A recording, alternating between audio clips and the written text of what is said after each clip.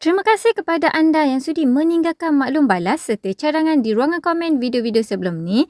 Terima kasih juga kepada anda yang telah pun subscribe dan telah pun mengaktifkan loceng notification.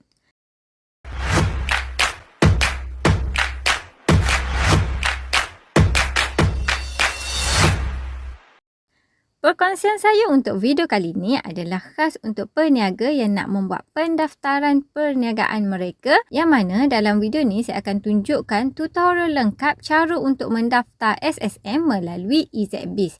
So, kepada anda di luar sana yang telah pun mempunyai perniagaan tapi belum lagi mendaftar SSM, anda bolehlah follow step yang saya tunjukkan dalam video ni. Semoga video ni dapat membantu anda semua. Okey, untuk permulaan, kita perlu ke portal EZBiz dan dekat sini untuk mendaftar SSM, kita perlu selesaikan 4 langkah penting. Yang mana langkah yang pertama adalah pendaftaran sebagai pengguna EZBiz. Okey, bagi anda yang telah pun mempunyai akaun EZBiz, anda boleh login seperti biasa. Tapi bagi yang belum mempunyai akaun EZBiz, anda perlulah membuat pendaftaran sebagai pengguna terlebih dahulu. Untuk pendaftaran sebagai pengguna, anda perlu klik dekat bahagian New User Registration.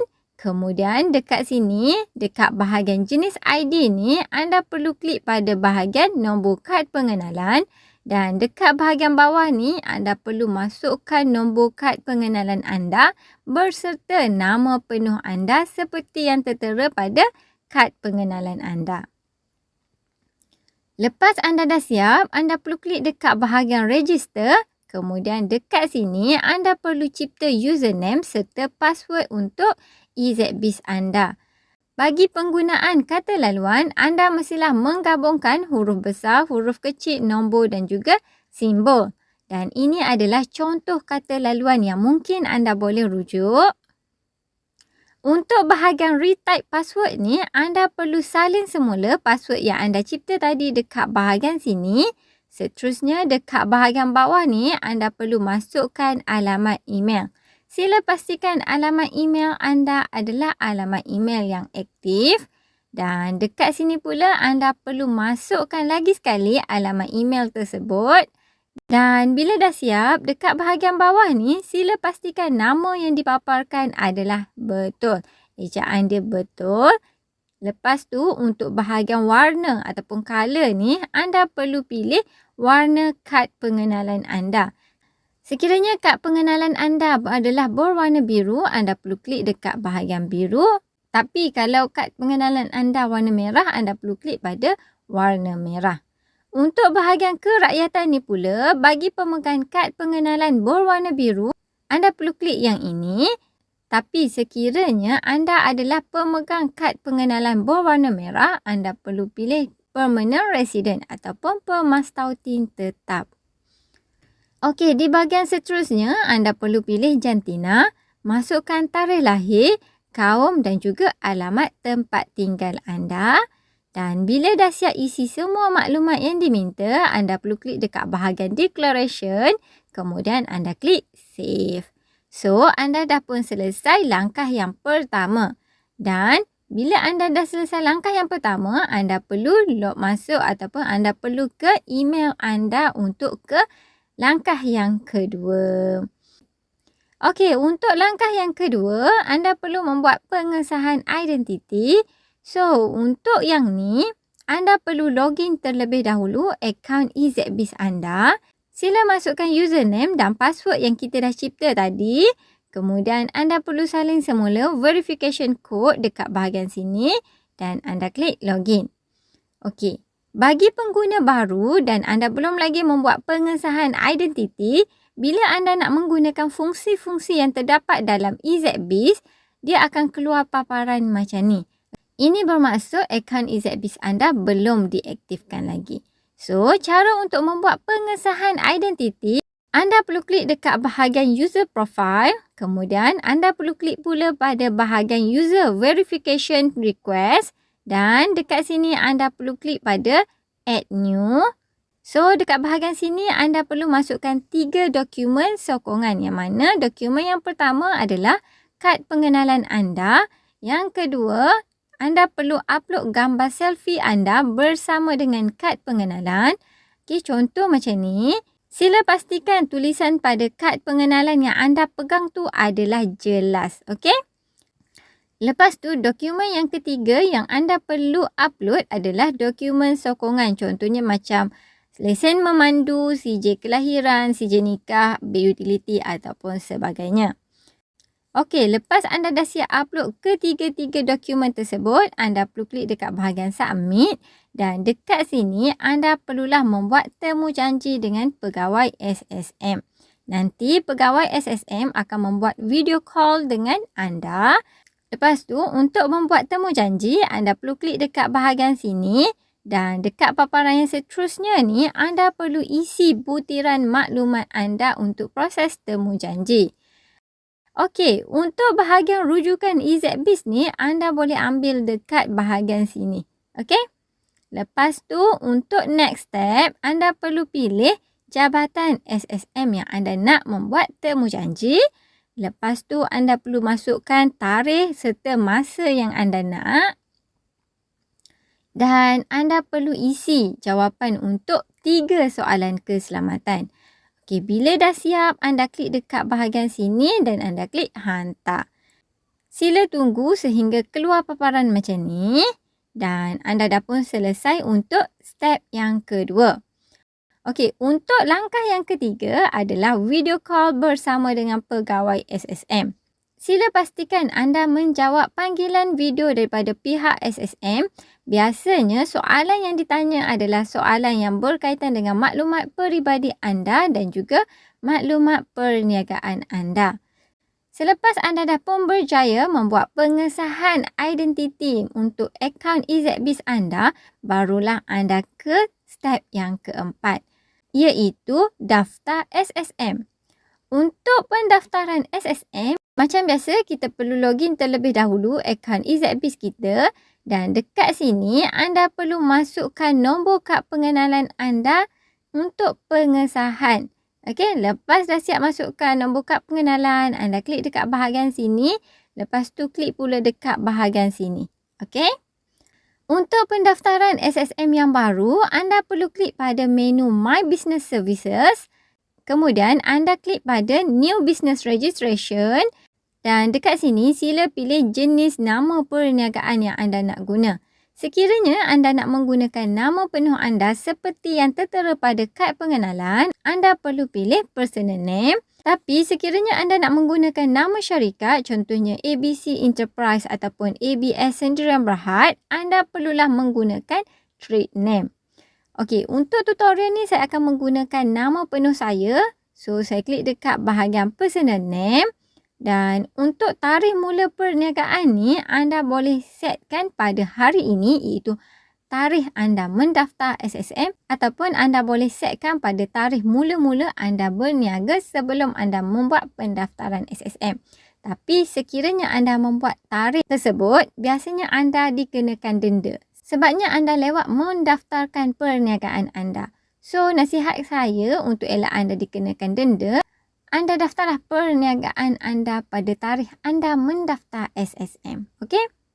Alright, untuk bahagian insentif ni pula, anda boleh abaikan sahaja. Tapi sekiranya anda adalah student ataupun anda tergolong dalam kategori B40 iaitu penerima BKR, anda boleh membuat permohonan SSM di bawah program tersebut dan pendaftaran tersebut adalah percuma. Tapi ada beberapa syarat dan ada dokumen-dokumen yang anda perlu masukkan dekat bahagian sini. Okey, untuk tempoh pendaftaran ni, anda boleh pilih berapa tahun anda nak daftar. Sekiranya anda nak daftar 1 tahun, anda klik pada bahagian 1 tahun dan untuk tahun depan, anda perlu memperbaharui lesen anda. Okey, kalau anda malas nak memperbaharui setiap tahun, anda boleh pilih sama ada daftar untuk 2 tahun ataupun 5 tahun. Alright? Untuk bahagian business info ni, sila pilih yes. Kemudian untuk bahagian cawangan ni, sekiranya anda mempunyai cawangan, anda boleh masukkan dekat bahagian sini. Tapi sekiranya tak ada, anda boleh klik dekat bahagian no. Untuk bahagian bisnes online ni, kalau anda ada buat perniagaan online, anda perlu klik dekat bahagian yes. Kalau tak ada, anda perlu klik dekat bahagian no. Tapi nasihat saya, seeloknya anda klik dekat bahagian yes, sebabnya nanti di kemudian hari kita tak tahu, mungkin kita akan membuat perniagaan secara online. So better buat yes. Untuk bahagian alamat ni pula, kalau alamat perniagaan anda sama dengan alamat tempat tinggal anda boleh klik dekat bahagian sini. Tapi kalau tak sama, anda perlu masukkan alamat perniagaan anda dekat bahagian sini. Seterusnya, anda perlu masukkan alamat surat menyurat anda. Sekiranya alamat surat menyurat anda sama dengan alamat perniagaan, anda boleh klik dekat bahagian sini. Tapi sekiranya alamat surat menyurat anda tidak sama dengan alamat perniagaan, alamat tersebut adalah alamat tempat tinggal. Dekat bahagian alamat surat menyurat ni, anda perlu masukkan alamat tempat tinggal anda. Okey? Seterusnya, dekat bahagian business information ni, anda perlu masukkan jenis perniagaan anda. Contohnya, kalau anda jual baju, dekat sini anda perlu type pakaian. Dan untuk bahagian yang ni, saya mencadangkan untuk anda type semua jenis perniagaan yang mungkin anda akan buat di kemudian hari ataupun semua perniagaan yang anda dah pun buat sekarang ini. Okey? Sebabnya, kalau anda nak membuat perniagaan yang tiada dalam senarai di sini, anda perlu membuat perubahan ataupun kemaskini maklumat perniagaan anda. So, untuk kemaskini maklumat perniagaan tu, kita akan dikenakan charge lagi sekali oleh SSM. So, untuk elakkan kita dikenakan charge lagi sekali tu, eloklah kita type awal-awal dekat sini. Okey? Ini adalah contoh jenis-jenis perniagaan yang saya buat. Okey? So, untuk next step, anda perlu masukkan kod perniagaan anda. Okey, dekat sini anda perlu masukkan keyword perniagaan yang anda nak. Okey, contohnya macam saya jual barang runcit. So, dekat sini saya type je runcit. Dan bila kita klik dekat bahagian search, dia keluar senarai yang macam ni. So, kita perlu carilah senarai kod yang sesuai dengan perniagaan kita. Kalau ada senarai yang sesuai, anda klik je dekat bahagian sini. Dan anda boleh klik beberapa senarai, tak kisah. Lepas dah siap pilih tu, anda perlu klik dekat bahagian Add Selected Code. So, automatik kod yang kita pilih tu, dia akan bertambah di bahagian sini. Okey? Dan anda bolehlah pilih kod perniagaan yang seterusnya sehinggalah selesai. Lepas anda dah selesai masukkan jenis serta kod perniagaan, anda perlu klik dekat bahagian Next. Dan dekat sini dia ada bahagian butiran pemilik. Sekiranya anda mempunyai rakan kongsi, anda boleh tambah dekat bahagian sini dan anda klik je dekat bahagian Add Partner. Tapi kalau yang tak ada, maksudnya anda menjalankan perniagaan secara sendiri, dekat bahagian sini anda boleh terus klik Next. Lepas tu dekat bahagian sini pula ada bahagian Fee and Declaration. Okey. Nampak tak dekat sini dia tunjuk butiran ataupun jumlah bayaran yang kita perlu bayar kepada SSM. Untuk yuran perniagaan, dia adalah RM30 sebabnya saya menggunakan personal name. Bagi yang menggunakan trade name, yuran untuk pendaftaran SSM adalah RM60. Dan untuk bahagian cawangan ni dia kosong sebabnya tadi saya tak masukkan cawangan. Sekiranya anda mempunyai cawangan, untuk setiap cawangan, anda dikenakan charge sebanyak RM5 setahun. Okey? Kalau anda ada 3 cawangan, maksudnya anda dikenakan charge sebanyak RM15 setahun. Okey? Lepas tu, untuk bahagian business info ataupun maklumat perniagaan, anda dikenakan charge sebanyak RM10. Jadi, total yang saya perlu bayar adalah RM40. Seterusnya, anda perlu klik pada kotak declaration yang ni dan anda klik preview. So, dia keluarlah paparan macam ni dan dekat sini dia akan paparkan semua butiran maklumat perniagaan anda. Sila semak semula semua butiran maklumat yang anda isi tadi untuk mengelakkan anda tersalah isi. Bila ada salah isi, anda perlu betulkan balik. Okay, boleh klik dekat bahagian sini. Sekiranya maklumat tersebut adalah betul, anda perlu klik dekat bahagian submit payment. Dan dekat sini anda scroll sampailah anda jumpa bahagian kaedah pembayaran. Okey, untuk kaedah pembayaran ni dia ada 2 iaitu online banking ataupun melalui kaunter. Untuk tutorial ni saya akan membuat pembayaran melalui online. So saya klik dekat bahagian pay online Dekat sini pula anda diberi 3 pilihan sama ada anda nak menggunakan kad debit ataupun kad kredit anda ataupun anda nak membuat pembayaran melalui online banking anda. Okey, saya akan menggunakan online banking. So dekat sini saya akan pilih pada bahagian retail banking. Okey, retail banking ni adalah bank biasa, manakala corporate banking ni pula adalah akaun syarikat. Dekat sini pula kita perlu pilih bank yang kita nak guna. Lepas tu kita klik dekat bahagian proceed. So automatik kita akan dibawa ke page internet banking kita. Dan dekat sini kita perlu login seperti biasa. Okay, kita perlu klik continue dan kita perlu klik dekat bahagian request TAC. Sila masukkan nombor TAC yang anda terima dan anda klik confirm. So anda dah pun selesai membuat pembayaran untuk pendaftaran SSM anda.